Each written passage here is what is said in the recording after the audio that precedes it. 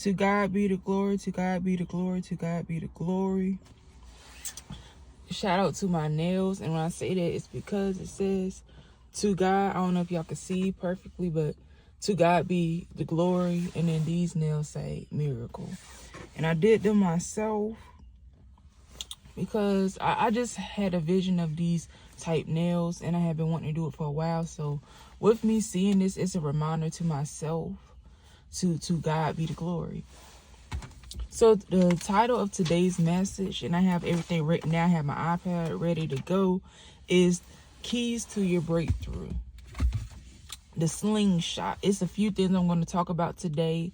And one thing I want to say right before I get started is, I know today, my message today is going to be mighty. It's going to be good because I just been feeling like I've been gone for a while. I feel like I've been doing more of the 1-minute videos. And I haven't been doing my longer style videos, which I've been wanting to do, the longer messages, so I could talk about more in depth of what I need to talk about. But so we'll start off with the slingshot.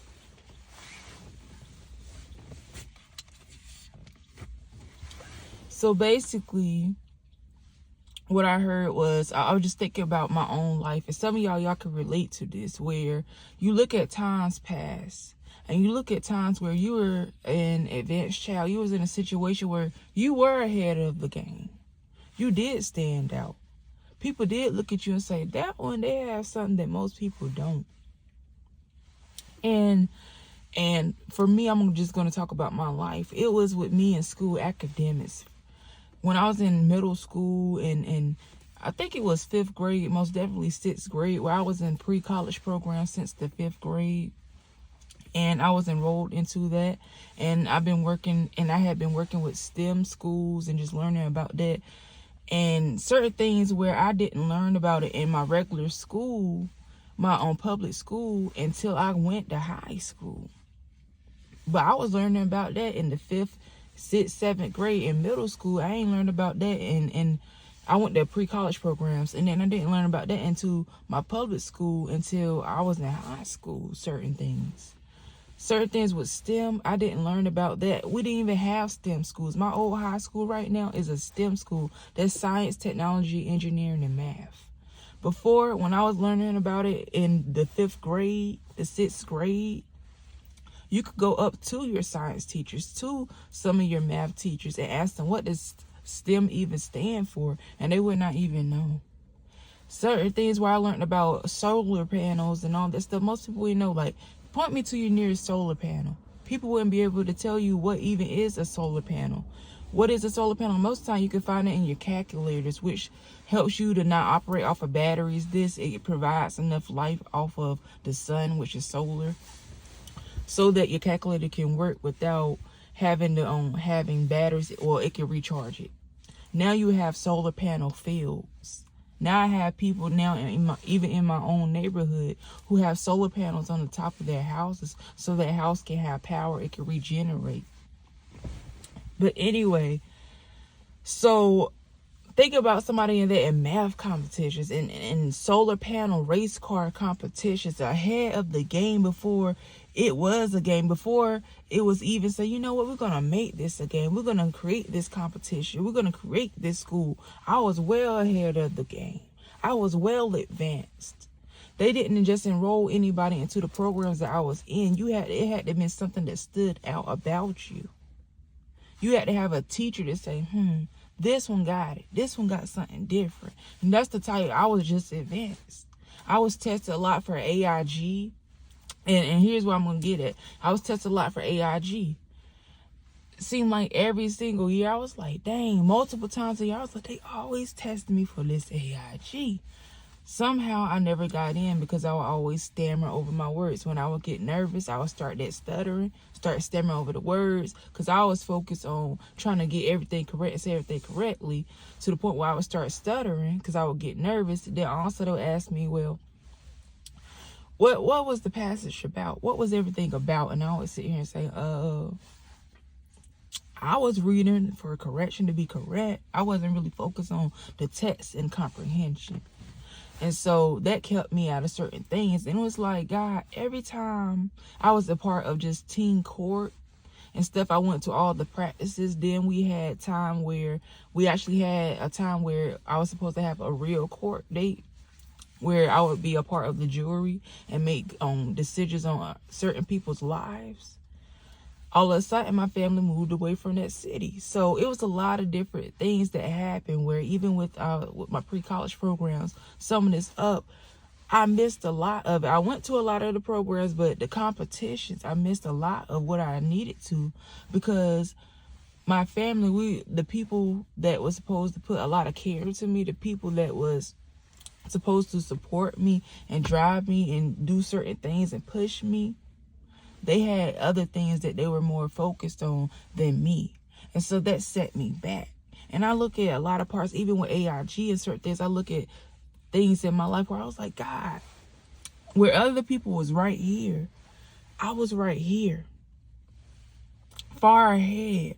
It was certain programs where I would have been, without those programs, I would have been right here, but they placed me ahead.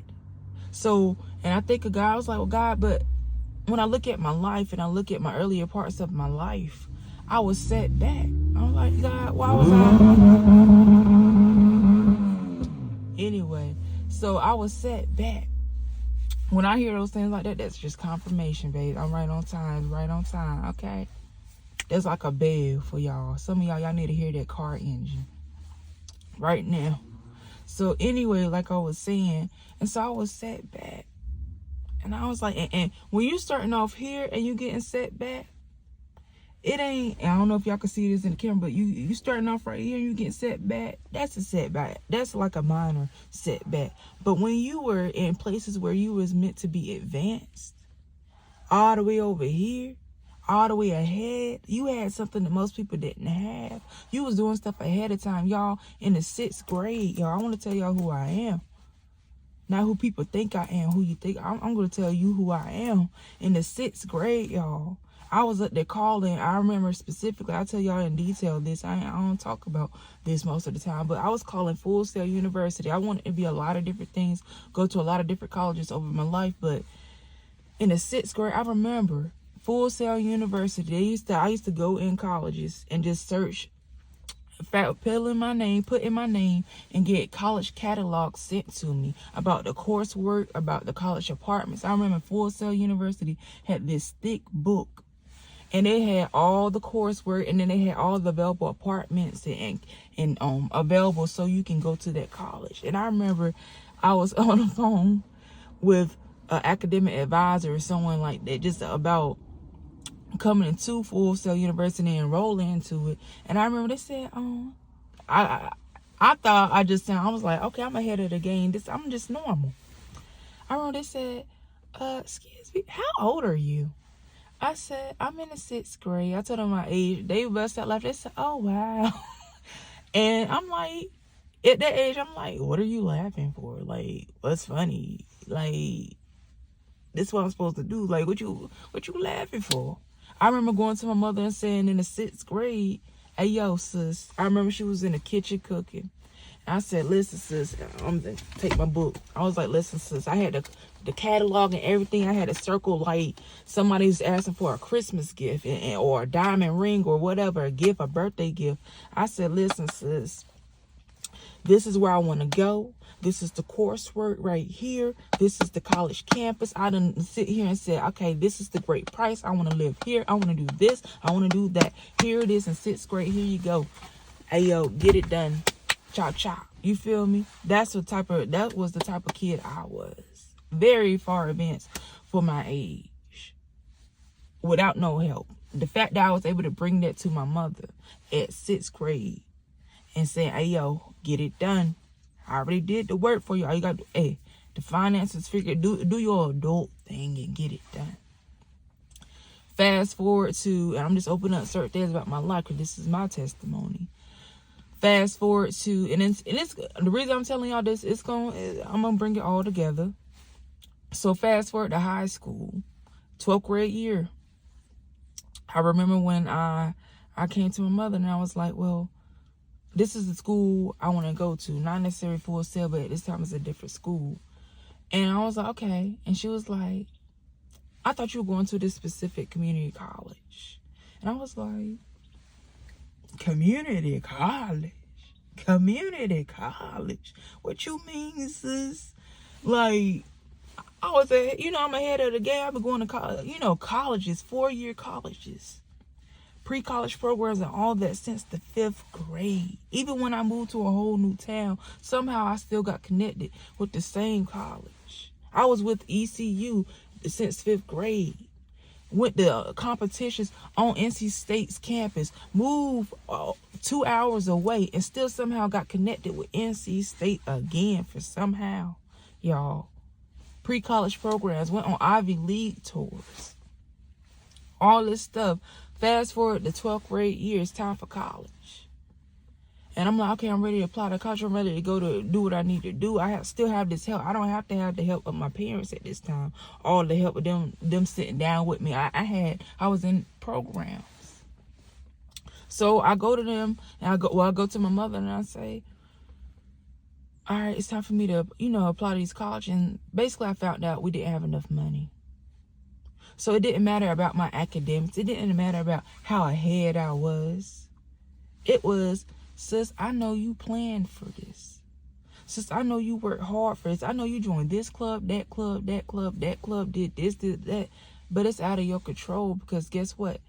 It ain't about your academics and you getting to college. It's about them finances and whether or not you can get into college that way. And it doesn't matter. And y'all, it wasn't a dime to my name. Had I known sooner, I remember it caused a lot of resentment in me, because I was like, well, why didn't you let me know this back in the day? Mind y'all, I went to school later on to community college for business administration marketing.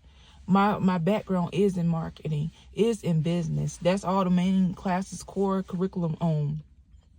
What you call that? But basically, that's the classes, my brain fog right now. That's the classes I took in high school. I was well ahead of the game, like I told y'all. I took career classes, all with business, even in high school. I took career readiness classes. I won awards for even my senior year, where people that are grown adults that take that same test that don't score that high. Anyway, and I got to there, and I was told you can't go to the college that you want or any other college. Even if you raise enough money right now, not even enough. Even if you raise even $10,000 right now, it won't be enough. And I was like, dang, if you had told me back then, I could have did something. But now you telling me now, you set me back. And the truth is, when I look at my life and some of y'all lives, some of y'all was set back. Y'all came from generational curses where your parents and your parents' parents and different people went through hell, went through certain stuff. Some of them didn't even have a car. They called the bus. They had to walk to certain places. They went through just certain hells. And here you were advanced. Here you were, let's say, a car, where you had enough money some way, somehow, somebody was able to give you a car. When your family walked and had to catch the bus for generations after generations, but somehow you were ahead, and somehow God bless you, and there was places where, and people that was willing to give you a car at 16 or early in life. It's other blessings that you have where it was curse after curse after curse for all your bloodline, the people that came before you. But somehow you was blessed enough to have something ahead, you be put ahead. And somehow the people that were supposed to bless you, the people that were supposed to support you and care for you, set you back. And you're like, God, why me? God, I had it in my hand. I did the work. They ain't had to do all that. Why did they set me back? But then I think of this like a slingshot. God could have threw you forward. God could have, I think of like a rock where you just throwing it. But God is like a slingshot. You were set back. Right here, where you could have been normal, and God could just throw a rock, it would have went this far. But God got you on a slingshot. And when you set back, and I see also, like, when you can use your full force with throwing a rock, but when you take that full force and you pull that rock all the way back, and you get almost to the point where you just shaking and shaking and shaking, When you let that go, and to the point where you got to close one eye because you got to figure out where you want it to go, figure out that aim. And when God finally lets that go and let his gang and release you, you're going to go exactly where you need to go. So you will set back also. It didn't feel good. It's a hard pill to swallow. But you were set back because you are the generational curse breaker. You were set back because if God would have released you, or you would have just had those blessings, it would have just blessed you. But because you were set back and you had to fight for it harder than ever before, because you had it in your hands and it was taken for you, God said, vengeance is mine. So not only will it bless you, because you know what it feels like to go without that blessing and have to fight for it the way you did. Not only is it going to bless you, it's going to bless your generations that come after you. It's going to bless generation after generation after generation after generation that comes after you, that comes through you. So not only is it your blessing, it's a blessing for your bloodline, your lineage. And that's why God said, oh, you know what? I'm going to let this set them back. And it's gonna feel bad. You're gonna remember that feeling, but that's what's gonna make you go farther. Like I just see when God released that rock, like a slingshot, just let you go, and God got that aim. I see you like the people, I don't know, I call it, well, the paragliders. If you go look that up, I think that's what the term is called. And they have this, they look kind of like a flying monkey. If you ever look, and they have like these, it's not exactly wings, but I think it is. Or something like when they open it up right from their arm span, you can see their arm all the way to their leg. And you can see like it's like a airplane or something like that, but a paraglider. I think that's what it's called. Sometimes they can wear the whole outfit. Sometimes it's just the piece that they hold on to. But when you do that, it's going to help you for generations. You're going to be ready. Like, not only is God going to release you and aim you where you need to be, but because you're able to feel that inner, that inside, that pain that you went through, that setback that you went through, when you get there and when you go, you're going to go with such a fire. You're going to go with not only God's precision where he released you to, when God tell you to jump, or when God releases you, but you're going to also have that intensity and fire within yourself. So not only as God releases you, but you also going to be like, I know where I'm going. Ain't nobody going to do this no more. Ain't nobody going to set me back no more. I'm going to teach my kids this. And I'm going to make sure my kids teach their kids this. And then we're going to be set for generations. Ain't nobody stopping us no more. That's why God set you back, because you're the generational curse breaker. It won't just for you. It's for the help, the generations to come after you, your lineage. So yeah, it felt bad, but God knew that your generations, it could have been people. Your mom felt bad. Your grandma felt bad. Your dad felt bad. Your granddad felt bad. But guess what? They ain't teach it to you. They ain't do it for you.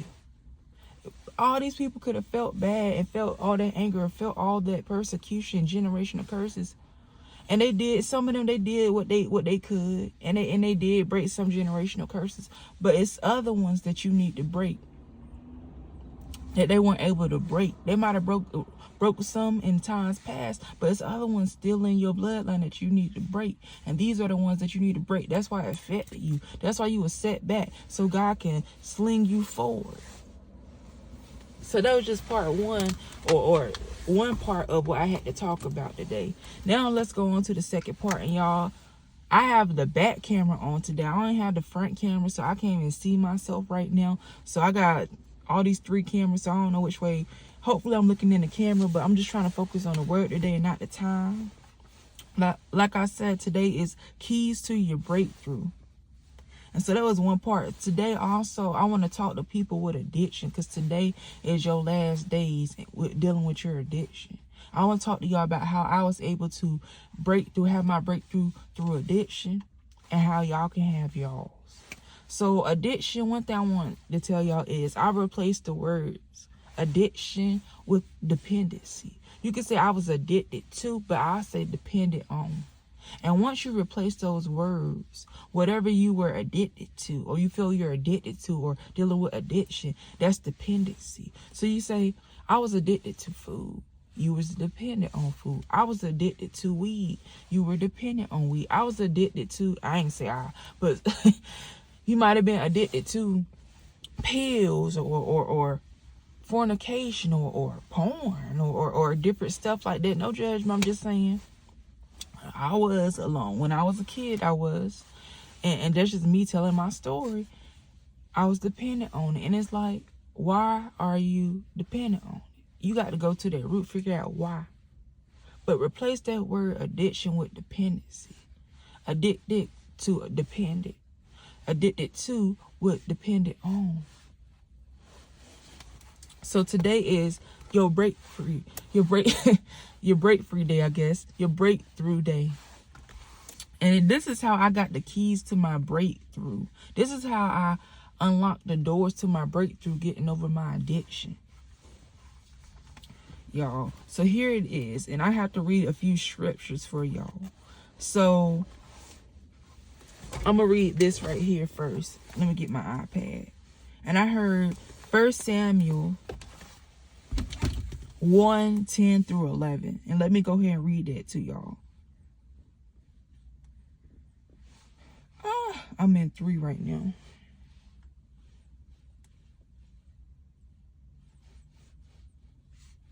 Or was it? Yeah, 1:10. I was say, like, what? Okay, let me hurry up and get to it. So this is about Hannah. Y'all can go read this.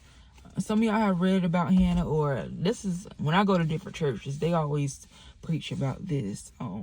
But 1 Samuel 1:10 through 11. Hannah was greatly distressed, and she prayed to the Lord and wept in anguish. Excuse me. She made a vow, saying, O Lord of hosts, if you will indeed look on the affliction, suffering of your maidservant, and remember, and not forget your maidservant, but will give your maidservant a son, then I will give him to the Lord all the days of his life. And so what I got from that is some of y'all been praying to God about your addictions, whatever it is. You have been afflicted. Some of y'all, I'm just say this. This is what I heard before. Some of y'all been praying to God, take away my habit, take away my addiction. Take it away, God. And God's saying, here, God, I can't take it away from you. For some of you, because you'll go right back to it. Why take it away from you if you'll go right back to it? Why take away this addiction, what you're dependent on? Why should I just take it away from you? And you go right back to masturbating. Why take away your addiction to pornography? And you go right back to it. Why take away your addiction to pills? And you go right back to it. I hear Speed Racer. But think about that slingshot. God's about to sling you forward. And right back to 1 Samuel 1:11. All these ones, 1.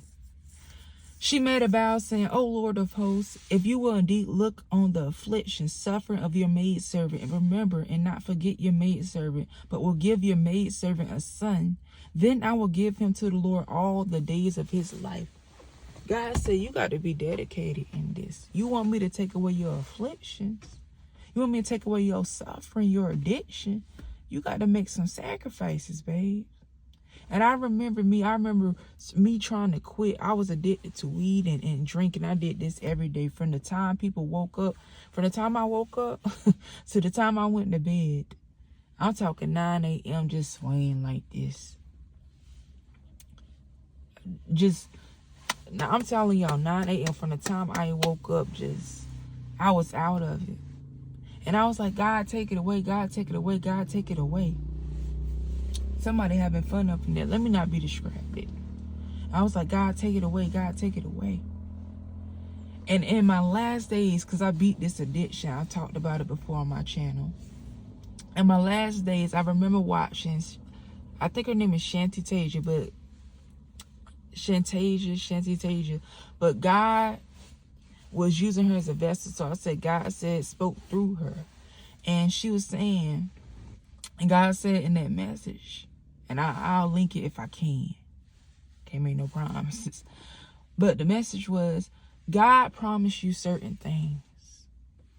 And if God said it's going to be here, and God said I'm going to give it to you, then it's already done. And sometimes it may be your own self stopping you, but if you know you've been doing right and you've been doing what you want to do, you had the desire to do those things that God has promised you to do, then it ain't God that's the hold up. And if it ain't you that's the hold up, then what's the hold up? Because God said you will have it, then you're going to have it. It's because it's demonic things coming against you. Excuse me. It's warfare coming against you. It's witchcraft coming against you. It's witchcraft coming against you. That's the reason why. And you need to fast against that. You need to pray against it. You need to rebuke that. You need to go in that war room and bind it up. And when I did that, y'all, this was the first time in years at this time with me being addicted that I said, you know what?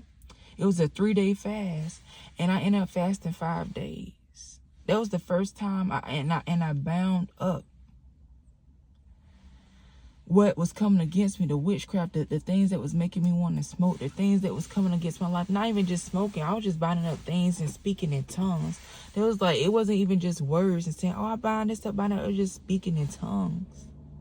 Because I didn't even know what was against me. And that was one of the keys. That literally gave me the key. Fasting. Not just going and praying. Continue on praying, doing what you need to do, but binding up and rebuking the evil and the witchcraft and the attacks against me. Gave me the keys. Gave me the keys, a key. It gave me the key to my breakthrough. God could have just unlocked the door for me and said, here you go. Here you go. Here's the, I unlocked the door for you. I opened the door for you. But God said, I ain't gonna just open the door for you. I'm gonna give you the key to your breakthrough. Why did God give me the key to my breakthrough? Have you ever heard, and I'll talk about this, and it's the saying is, you can learn to fish, or you can be given fish to eat. And if you teach somebody to fish, it will feed generations. It will feed them for a lifetime. But if you just give them fish, it will only feed them for a day, for a time period. But if you teach them how to fish, it will feed them for a lifetime, because they know how to do it themselves. So God didn't just open and unlock the door to my breakthrough for me to beat my addiction. God gave me the key to my breakthrough. God said, here you go. I'm placing the key right in your hand. It's your choice. I remember at the end of my addiction, just right at that breakthrough, right before I was fasting, right before I heard that message, God said, which one do you want? This bondage and what you're dependent on, or do you want to depend on me? And right in that transitional phase, it feels like all hell breaks loose. But what's happening is you're no longer depending and being dependent on that addiction. You're no longer being dependent on what it is for you, food, on sleeping around, doing all that, gossiping, eating, and smoking, drinking, and then getting high and getting out your mind. You're no longer dependent on that. In that transitional phase, it feels like it's all hell breaks loose. It's because you're no longer going to that. You were suppressing yourself. You was repressing, holding yourself back, suppressing, holding yourself down, depressing yourself, trying to numb yourself so you can't feel anything at all. You was dependent on it. You was using it for that reason. And because you're no longer dependent on that, now you're able to receive those things. Now you're able to feel those things like never before. And it feels like all hell is breaking loose. But all that hell was there the whole time, baby. You was the one taking your mind away from it, trying to ease your pain away from it. But it was there the whole time. That's why I feel like all hell was breaking loose. But all that hell was there. You was just blinded by it. You blinded yourself from it. So now God has said, you know what? The same way he's dependent on that, you need to depend on me. All that hell breaking loose, it was already there. You got to tell yourself in your mind to beat that dish. All that hell was already there, baby. Now depend on me. God is saying now depend on me. And I'll take it away from you. Make that sacrifice. I don't just say take away my addiction, take away my affliction. But God is saying, depend on me, make that sacrifice. Choose me. I place the key in your hand. Just because God placed the key in your hand don't mean you're going to unlock that door. You got to make that decision and say, listen, I don't want this no more. I don't want to be dependent on it no more. I want to be dependent on God. I want to walk in that door with God. So God gave me the key. Why did God give me the key instead of unlocking the door for myself? Like I said, with the parable, with the give them a fish and they'll only eat for a day. But teach them the fish and they'll eat for a lifetime. God said, I'm not just going to give you a key or just unlock the door just for you just to go through yourself or for one time. But I'm going to give you the key so you can go through many doors.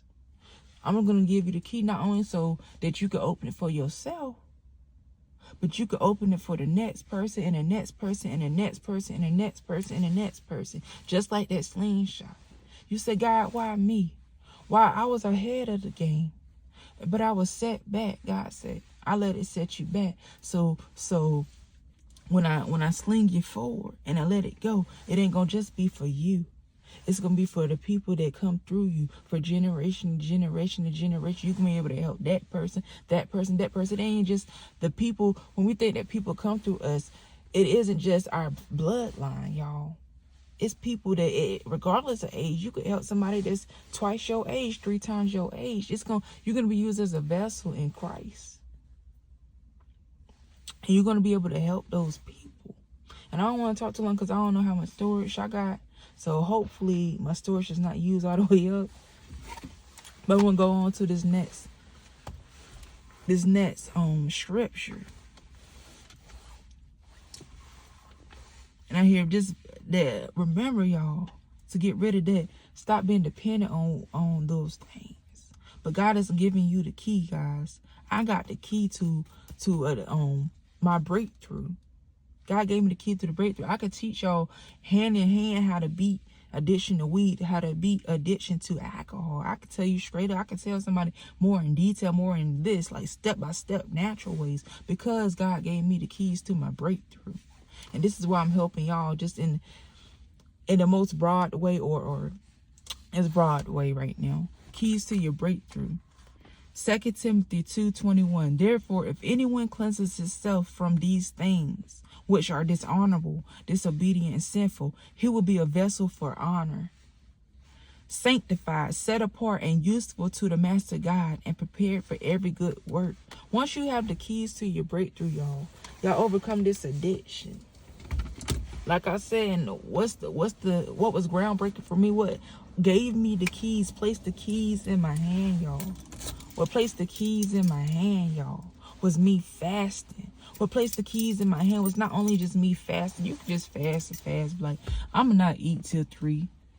But it was the work I did in me fasting. It was me binding up what was coming against me. Some of y'all praying, you're doing good, but you need to bind up what's coming against you. Because it ain't God that's saying, oh, I'll do it next year because they ain't doing what they need to.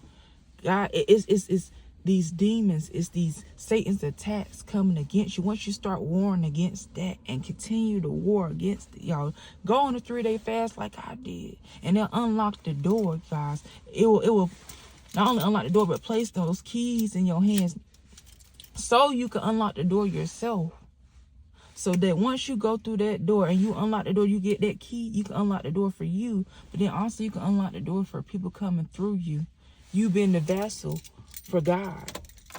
Not only are you going to help yourself, you're going to help other people. But what helped me get that key was me fasting, me praying, but also me fasting and binding up the works of Satan against me. That's how you going to beat that ditch. You asking God, take this affliction away. Take this. Y'all need to make the sacrifice. Y'all need to choose God.